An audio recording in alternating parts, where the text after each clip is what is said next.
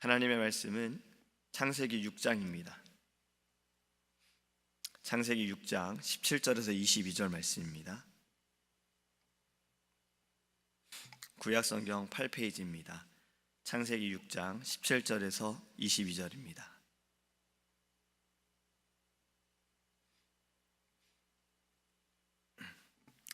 내가 홍수를 땅에 일으켜 무르 생명의 기운이 있는 모든 육체를 천하에서 멸절하리니 땅에 있는 것들이 다 죽으리라. 그러나 너와는 내가 내 언약을 세우리니 너는 내 아들들과 내 아내와 내 며느리들과 함께 그 방주로 들어가고 혈육에는 모든 생물을 너는 각기 암수 한 쌍씩 방주를 이끌어들여 너와 함께 생명을 보존하게 하되 새가 그 종류대로 가축이 그 종류대로 땅에게는 모든 것이 그 종류대로 각기 둘씩 네게로 나아오리니 그 생명을 보존하게 하라. 너는 먹을 모든 양식을 네게로 가져다가 저축하라. 이것이 너와 그들의 먹을 것이 되리라. 노아가 그와 같이 하여 하나님이 자기에게 명하신 대로 다 준행하였더라. 아멘. 할렐루야. 지난주 새벽 예배 설교 결론 부분에서 이런 말씀을 잠깐 나눴습니다. 내 안에 방주를 만드느냐, 바벨탑을 만드느냐. 오늘은 그 이야기에 대해서 좀 더 자세히 나누기를 원합니다. 이 영어 성경 공부를 할 때 보면요, 이 성경을 7C로 분류를 합니다. 7C of History라고 하는데요, 영어 이니셜 중에 이 C를 가지고 7개로 구분을 합니다. 첫 번째는 Creation, 하나님이 이 세상을 창조하셨다라는 거예요. 그 두 번째는 corruption, 이 세상이 창조하신 이 세상이 죄로 인하여 타락해졌다라는 것. 그 다음에 catastrophe, 홍수를 말하고 있습니다. 재앙을 말하고 있는 거예요. 그리고 confusion, 혼돈입니다. 바로 바벨탑을 이야기해요. 그리고 Christ, 그리스도, 크로스, 십자가. 그리고 마지막은 consummation이라고 새 하늘과 새 땅을 이야기를 합니다. 이 켄터키에 있는 창조박물관을 다녀오신 분들은 이게 지금 무슨 말인지 잘 아실 거예요. 거기에 가면 이렇게 C로 해가지고 7가지로 말씀을, 성경을 구분하고 있습니다. 오늘은요, 바로 이 두 가지죠. 세 번째와 네 번째, 홍수와 바벨탑에 대한 이야기입니다. 구약에 있어서 너무나도 중요한 사건이기 때문에 그렇죠. 방주에 대해서는 이미 다들 잘 아실 겁니다. 방주를 누가 만들었지요? 노아와 그의 가족들이 만들었습니다. 오늘 본문의 말씀에도 보면 하나님께서는요, 이 세상을 보시고 너무나도 죄악이 가득한 거예요. 그들의 마음이, 생각이 죄악으로 가득하여서 악하기 때문에 물로 심판하시려고 하십니다. 그 물로 심판하시면서 노아는 하나님의 은혜를 입어서 그를 구원하기 위해 방주를 지으라고 하십니다. 방주의 크기가 어느 정도 되시는지 다들 이제 아실 거예요. 길이는 510피트가 되고 높이는 51피트가 됩니다. 풋볼 경기장보다 좀 더 넓어요. 이 안에 가장 긴 스쿨버스를 집어넣으면요 46대가 들어갈 수 있는 그러한 큰 사이즈라는 거예요. 근데 이 방주를, 이렇게 큰 방주를 8명이 만들었다는 겁니다. 여러분, 만약 하나님께서 우리를 부르셔서 이렇게 방주를 만들라라고 말씀하시면 우리는 무엇이라고 대답하겠습니까? 혹시 이렇게 대답하지 않을까요? 하나님, 저는요 기술도 없습니다. 배를 만들어 본 적도 없어요. 요즘 인터넷 찾아보고 유튜브 보면 다 할 수 있다고 해도 방주는 너무 큰 거 아닙니까? 라고 이야기할 수 있어요. 어쩌면 현실적으로 또 이렇게 이야기할 수도 있습니다. 하나님, 저렇게 큰 배를 만들려면요 먼저 땅을 사야 돼요. 왜냐하면 배를 지어야 되니까 요즘 땅이 있어야 되는 거예요. 지난주 복권이 만약에 제가 당첨이 됐으면 생각해 볼 만한 일이었습니다라고 말할 수 있습니다. 하지만 여러분, 노아는 어떻게 대답했습니까? 이렇게 대답하지 않았어요. 노아는요 배를 만들어 본 적이 없어요. 그럼에도 그는 하나님께서 만들라라고 했을 때 그는 순종했다라는 겁니다. 하나님께서는요 순종을 기뻐하시는 거예요. 온전한 순종을 통해서 하나님께서는 영광을 받으시고 하나님께서는 더 큰 축복을 내려주십니다. 아브라함의 순종은 어땠습니까? 고향 땅을 떠나라 라고 했을 때 하나님 어디요? 라고 묻지 않았습니다. 내 하나님이었어요. 이삭을 바쳐라 라고 했을 때 왜요 하나님이라고 그는 묻지 않았습니다. 내 하나님이라고 대답했다는 겁니다. 여러분, 우리는 이러한 순종이, 믿음이 있어야 합니다. 하지만 바벨탑을 지은 이들은 어땠습니까? 하나님께서 땅에 충만하라 라고 말씀하셨는데 그들은 이동을 하다가 시날 평지에 머물러서 여기가 좋사오니 그냥 여기에 있자, 도시를 만들자, 탑을 쌓자라고 말합니다. 하나님의 말씀에 순종하지 않은 거지요. 순종과 불순종에 대한 말은요, 그 어떤 말보다 신명기 28장에서 하나님께서 하신 말씀을 묵상해 보면 더 잘 알 수가 있습니다. 1절부터 14절까지의 말씀은 순종하는 자에게 하나님께서 복을 내리신다라는 말씀인데, 어디에서든 복을 받고 소유한 것까지도, 소유도 많아지지만 소유한 것도 복을 받는다라고 말씀하고 있어요. 적의 공격에도 하나님께서 보호하시고 인도하시고 또한 머리가 되게 하시고 꼬리가 되지 않게 하신다라는 말씀이 기록되어 있습니다. 그리고 15절부터 68절까지의 말씀은요, 불순종하는 이들에게 내려지는 저주에 대한 말씀이에요. 앞에서 드렸던 이 축복과는 반대적인 말인데, 어디에서든 저주를 받고 어렵게 되어지는 말들이 가득하게 기록이 되어져 있습니다. 하나님께서는요, 순종하는 자에게 복을 주시지만 불순종하는 자에게는요, 하나님은 기뻐하시지 않는다는 겁니다. 하나님은 순종하는 자를 통해 일하신다라는 거예요. 우리는 이 믿음을 가지고 하나님께 순종하기를 간절히 소망합니다.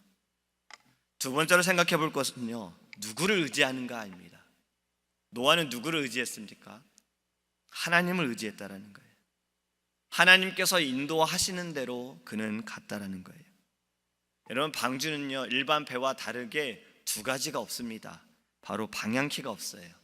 이 큰 방주를 조종하는 키 자체가 없는 거예요. 또한 이 방주는 덫이 없어요. 닻이 없어요.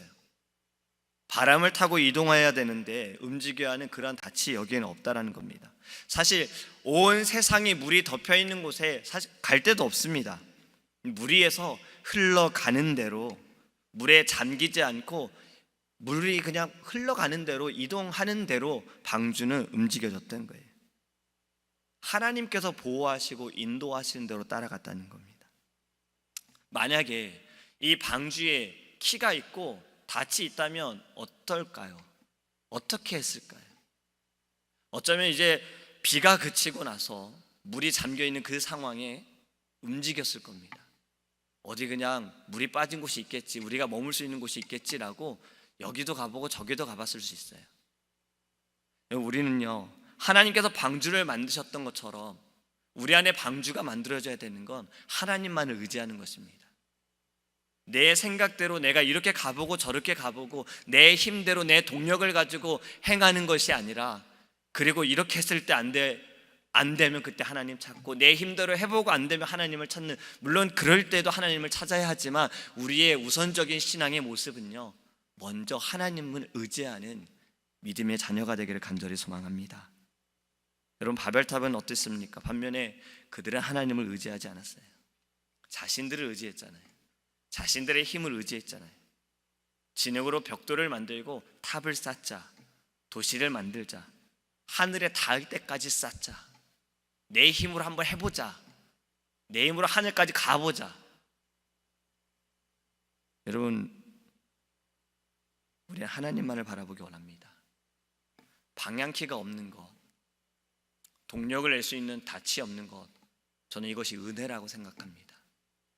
하나님만을 의지할 수 있는, 하나님만을 붙들 수 있는, 하나님이 이끄신 대로 내가 하나님 따라가겠습니다라는 하나님의 은혜라고 생각을 합니다.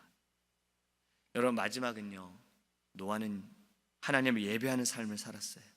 물론 성경에 기록이 되어 있지는 않지만 저는 이 방주 안에서 그들이 동물들을 먹이고 자신들이 생활하는 모든 순간들이 있지만, 저는 이 안에서도 이들이 예배하지 않았을까? 제 개인적인 생각이 그렇습니다. 사람들은요, 자신이 생각하는 것, 그 생각하는 것이 마음에 나타나는 것이 가장 먼저 행하게 되는 거예요. 우리 아이들을 보면요, 학교에서 오늘 숙제도 없어, 학원도 안 가도 돼, 집에 가서 게임해야지 생각하면요, 집에 오자마자 부모님께 학교 다녀왔습니다 하고 그들은 방에 들어가서 바로 게임을 해요.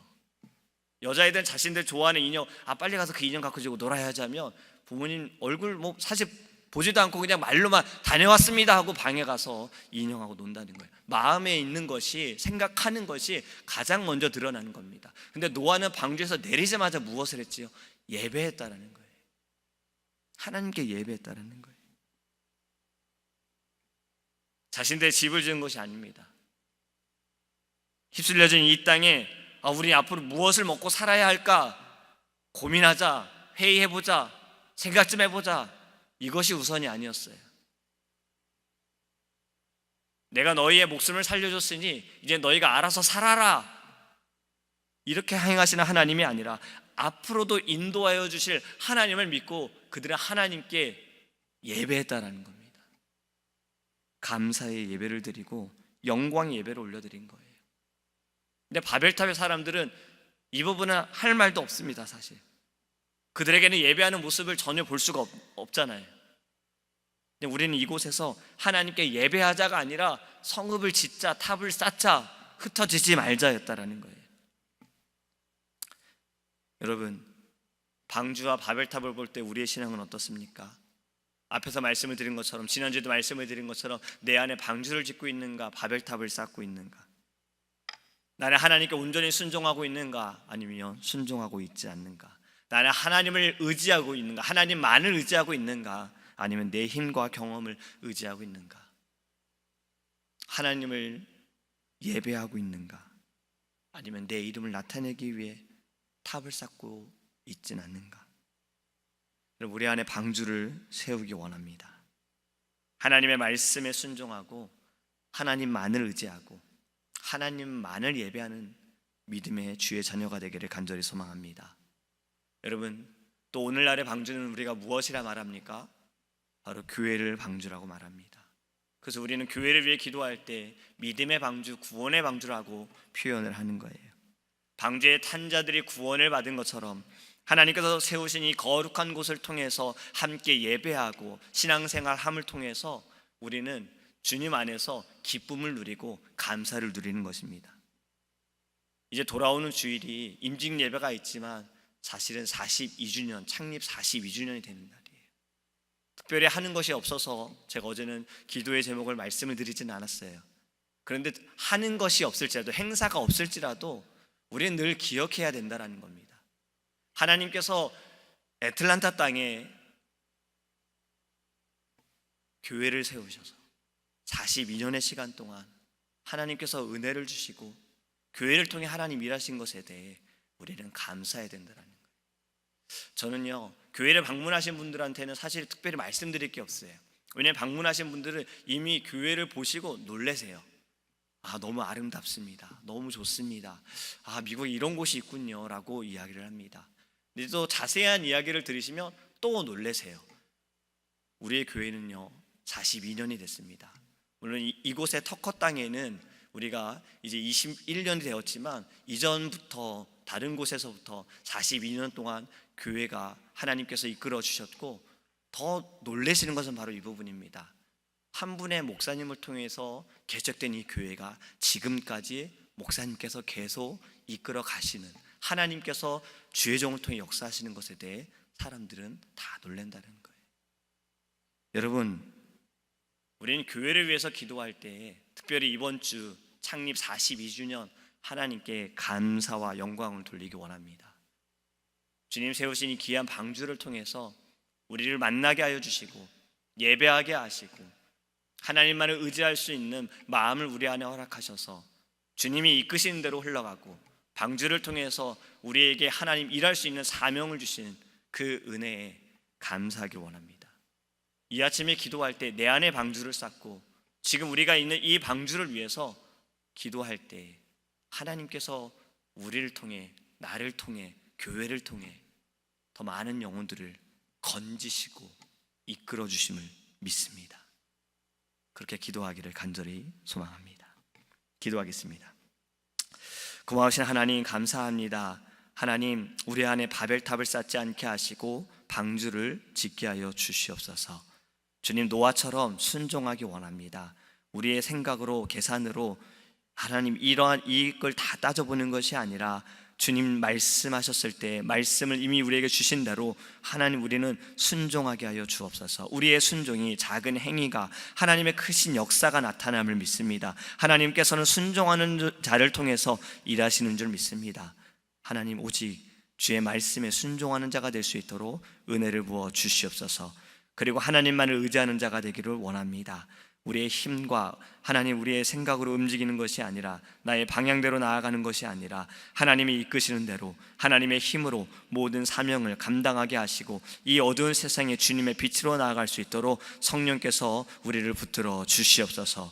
또 기도하는 것은 하나님만을 예배하는 자가 되기 원합니다. 하나님 우리가 어디에서든 예배할 수 있으나 특별히 하나님께서 세우신 이 거룩한 교회 믿음의 방주 구원의 방주를 통해 하나님 늘 모여 예배하게 하여 주시옵시고 특별히 우리가 하나님 이번 주 창립 42주년 감사하기 원합니다. 하나님께 영광 돌리기 원합니다. 주님께서 주의 종을 통해서 이 애틀란타 땅에 제일 장로교회를 세우시고 제일 장로교회를 통해서 하나님 많은 일들을 행하심을 감사합니다. 예배하게 하시고 선교하게 하시고 전도하게 하시고 주님 복음을 들고 나아가게 하시며 이곳에서 하나님 정말 오랜 시간 동안 우리가 주님께 예배하며 주의 말씀을 나누게 하심 감사합니다. 하나님 감사의 마음으로 주님 앞에 더 기도할 수 있도록 은혜를 내려 주시옵소서. 오늘 하루도 한날도 주님께 맡겨드리며 또 우리와 동행할 줄 믿사오며 살아계신 예수님의 이름으로 기도합니다. 아멘. 하늘에 계신 우리 아버지여, 이름이 거룩히 여김을 받으시오며 나라의 임하옵시며 뜻이 하늘에서 이룬 것 같이 땅에서도 이루어지이다. 오늘날 우리에게 일용할 양식을 주옵시고 우리가 우리에게 죄 지은 자를 사하여 준 것 같이 우리의 죄를 사하여 주옵시고 우리를 시험에 들게 하지 마옵시고 다만 악에서 구하옵소서. 대개 나라와 건세와 영광이 아버지께 영원히 있사옵나이다. 아멘. 오직 주의 사랑에 매여 내 영 기뻐 노래합니다. 이 소망의 언덕 기쁨의 땅에서 주께 사랑 드립니다. 오직 주의 임재 안에 갇혀 내 영 기뻐 찬양합니다. 이 소명의 언덕 거룩한 땅에서 주께 경배드립니다. 주께서 주신 모든 은혜 나는 말할 수 없네. 내 영혼